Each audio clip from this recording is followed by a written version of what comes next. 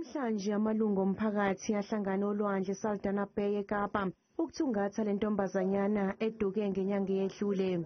So we've decided now to go to that part of the beach, which is part of the military academy, but it's on its beach side.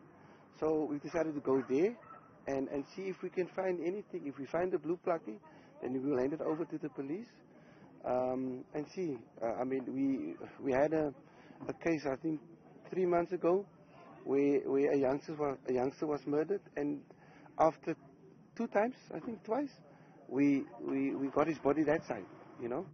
Ubaba Joslin uthi kunzima kuye ukubhekana nalesi simo njengoba ke indodakazi yakhe agcina ukuyibona nyakenye.